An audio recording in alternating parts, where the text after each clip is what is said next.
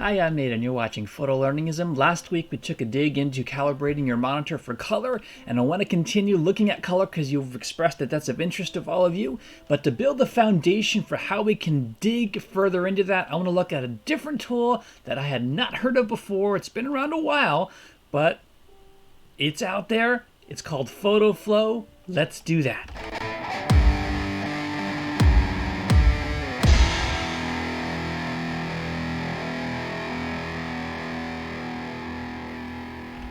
Okay, so once again, I'm Nate. This is Photolearningism. If this is your first time here, I do a lot of work on this channel to surface the cheap or free art technologies so that you can know about them and make good use of them.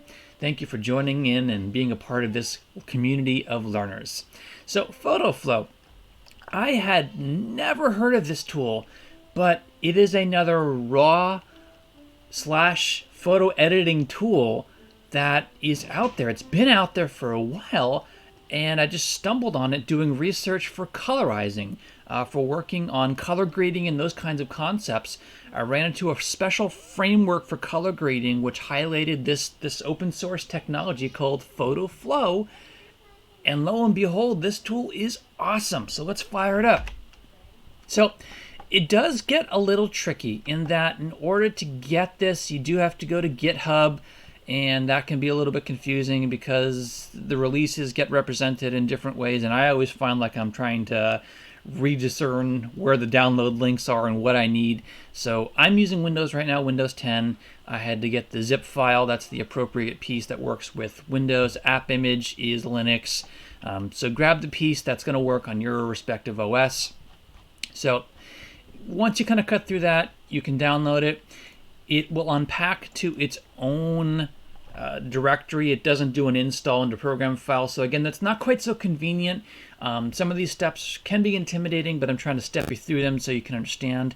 So for Windows, it's in the bin folder here after we've unzipped, drilling in, and there actually is a photoflow.exe. That's the piece that you're going to need. I made a shortcut right on my desktop, so I don't necessarily have to jump into here every time, but that's the way it works. All the DLLs are just packaged along with it, and that's how it works. All right, so this is the actual tool. Now, you can obviously see an opportunity here where it doesn't show thumbnails. That's not great, but let's overlook that because the rest of the tool is awesome. Okay, so I'm going to pick an NEF, that is a Nikon raw image format.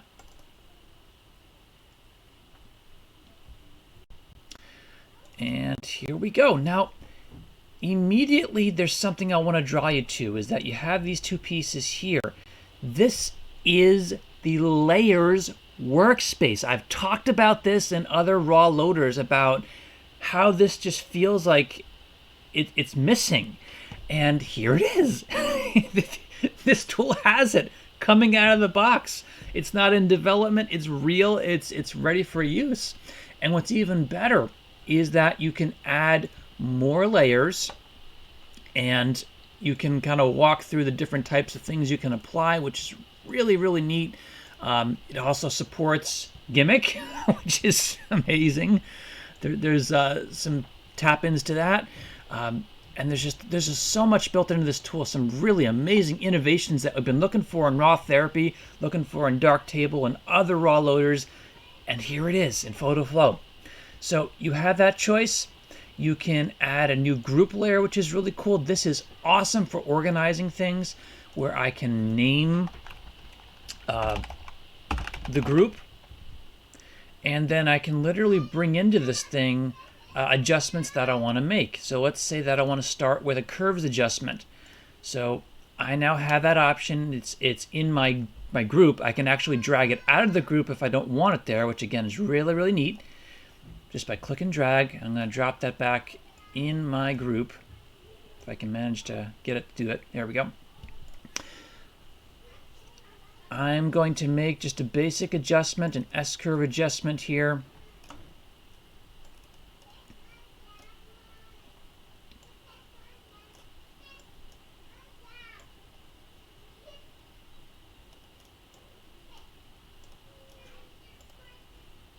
And you can play with the individual channels if you wanted to. That's all here. What's also really, really neat is that because it's an independent layer, you can actually control the opacity of it as well. So you can also apply a blending type. We've done concepts and videos about how that looks like. So you can change that. You can change, again, the transparency respective to that blending mode. These are really cool in that, not unlike the other raw loaders, you can actually, within the layer itself, enable or disable it.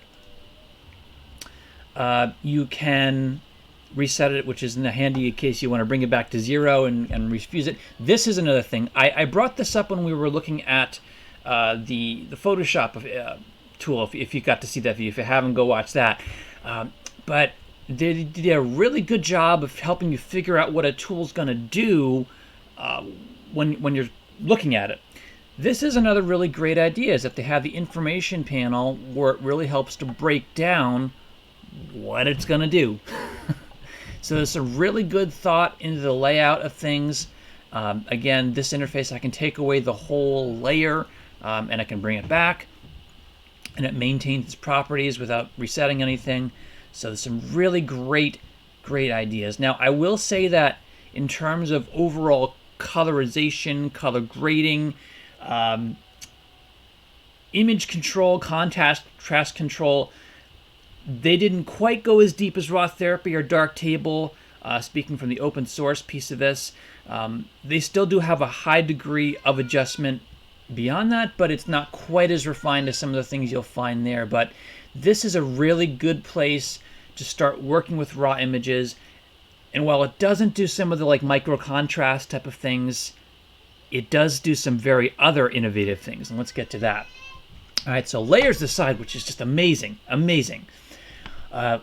They do have, let's see, some other controls that I just want to point you to. The basic editing pieces, again, that adds as in the layer that we can work with. Brightness, some contrast control, saturation, the gamma. We just talked about gamma and color last week. Go watch that video if you haven't had a chance to understand more about that. All right. Again, same blending modes, transparency if you want to apply this with different levels of intensity like that. I'm just going to bring up the color, pull a little bit more, and maybe the contrast just to give a little more drama. All right. And that's what I'm going to stick with there. All right, so now this is where it gets really fun, in that we have some other tack-ons here, like a uniform fill. Now there's a black right now because it's set to black in the options, but we can change that to really any color in the spectrum here. So let's say that I want to add yellow as an overlay. I can change this with a blend, and again, transparency, so we can really start to add kind of toning to this with other layers. Again, that's a fill effect. You can also do this with a gradient. I'm going to take off the fill here, and let's add a gradient. And there's a lot of options that you can change here. First of all, you can change how the gradient is working in terms of whether it's horizontal or radial. You can change the overall intensity of the gradient, which is really neat. You can change the positioning of it with the fine-tuned numbers or with the sliders here. And of course, then you can also change the blending or the intensity. And this is kind of cool because you can actually start to pick out or focus in on parts. I can invert that, so again, it does different things. But there's some really cool opportunities here for how you can use these overlays. We could pick a specific channel, and we could mess with that again, just picking on a gradient overlay, which is really neat. I'll actually switch that to overlay because that's my favorite blending mode, and we can kind of see the effect of that, how that plays in. So there are some other pieces. Desaturate, by the way, is just black and white. You could really get the same effect if you wanted to by going into your basic adjustments and flipping saturation the other way, because saturation is it reaches from a color of full color intensity down to gray. That's how saturation works. So you could do it that way, or you could add in just a specific desaturation tool to play with black and white properties. It's up to you. There are some other really interesting things that I'll just mention. Scale and rotate, that's pretty obvious. I won't take you through that. Perspective seems a little buggy. I'll put that on here so you can kind of see what it's going to do, where you can get pseudo perspective. The reason I think it's wonky is that it kind of does sort of the opposite of what you'd expect it to do. So the idea is interesting, but I don't think it quite works the way I understand it's supposed to. It's a little bizarre. So interesting idea, but play with that at your own risk. All right. There are some masking capabilities here, which I've played with some. Play with those and see what you think. That could offer some interesting things. Freehand drawing. You can actually tack onto this as another layer right within the interface here. And you have some choices out of the back to say, okay, well, I want my background transparent, so you can draw on top of it, or you could just add another image with the drawing on it and work from there. You can change the pen color, which is really convenient. You can change the pen size. It starts out kind of low. You have to bump it up quite a bit because, again, this is a high-res image. You can adjust the smoothness. So, again, it comes out very harsh, and you can kind of drag that down so it's a little bit more gradient, a little bit more feathered. All right. You do have steps of undo, which is pretty cool with that tool, so you can kind of roll back drawing steps if you don't like the way that turned out. And of course the blending and transparency as well. It's just cool that you could actually like make basic adjustments with the pencil if you wanted to, with a little bit of feathering control. So that's really, really interesting. This is also really cool. Now I'm gonna hop back up here because we're on this idea of enhancing with more stuff, not just drawing, but we can actually throw another image on top of it now. So I'm going to pick just another random image here, another raw image, by the way. And then here we go.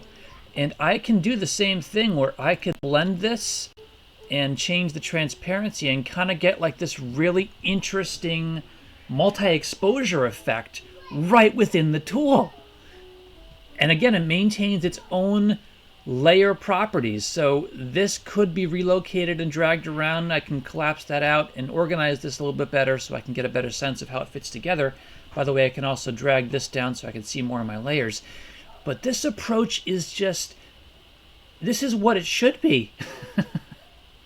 Now, if only there was just a bit more refining done in the modules. I wish I could see more color control for the demosaicing, for getting rid of noise, those kinds of things. I don't see those here, but the rest of this is just so well built, and for that reason alone, for having the layers, for having that control, for having that layer to express your creativity in working on your pictures, I'd say it's just worth the time and effort to go get this and try it out. It's free, it's open source, you'll lose nothing by trying it.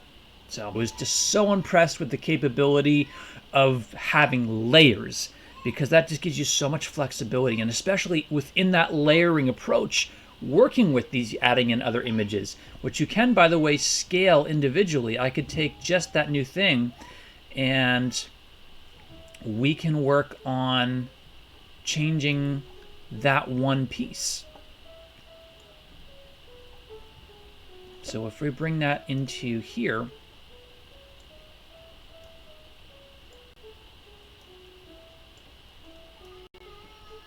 there we go. Took a few drags. We should be able to do things like adjusting, just that one layer. You can see how I can manipulate just that one piece. So you could do some very graphical differences with this, where you could actually begin to create abstract things while you're working on your pictures, which is another interesting thing to think about while we're creating art, while we're working on our pictures, because sometimes that takes you on a different journey, and that's a lot of fun to experience along the way. So amazing things. Again, again, a whole layer. So if I don't like the way this is going, I just take away the whole group and I work on what I was doing. So again, this is just such a really neat idea. I have given criticism of some tools, like I was picking on the raw loader for Photoshop, that there's too much built into it. I don't really see that as a thing here because it's based on a layering approach. They did not use layers in the raw loader for Photoshop because they want you to eventually make the leap into Photoshop. But for this as a tool, a self-contained tool, it becomes less of an issue because it's self-contained. It's not dependent on a secondary tool to do more adjustments. So one final thing, and just because this is so interesting, is I'm going to hop back into my main collection, and this actually does have a healing tool, not unlike, again, the Adobe, the Photoshop raw loader approach, where you can selectively heal parts, and it's actually pretty cool. All right, so we have to start by making the brush bigger, and it is Control-Alt, by the way, that you have to press those and then click the space you want to work from. You can see how it marks that. And then I have the ability from here to start implementing healing. And the intelligence is good. The blending is smooth and reliable. And there you go. There's some really great things built into this free tool that's just been riding out there, and I don't think really caught a lot of mainstream attention because it's a little bit difficult to get your hands on. It doesn't have its own website. It's only in GitHub. So if you didn't know about it, you probably wouldn't find it. If I hadn't been looking for color, which I mentioned that's where this all came from, I wouldn't have discovered it either. This tool also plugs into colorization frameworks, which I want to explore. It's really kind of complicated because, again, it's up to you to figure out how to put things together and do some of the implementation yourself. So I'm trying to straighten that out. But it offers some really interesting scalability options as well. So if we're not intimidated too much by that, there's a whole field of play that maybe we can dig into. So I'm going to do my best to figure that out, get into that into a future video, and we'll have more fun with color. All right? So thank you for watching this through. Once again, I'm Nate. This is Photolearningism. Thank you for sticking with me this far. Give me a thumbs up if this was helpful and helped you to see more of the image editing world landscape that is out there. Consider subscribing so you don't miss out on the awesome projects that are coming up. And leave a comment. Join the conversation. Be a part of the community of learners so that we can share our experiences and make each other stronger. Thank you so much again for spending your time. I'll see you at the next video.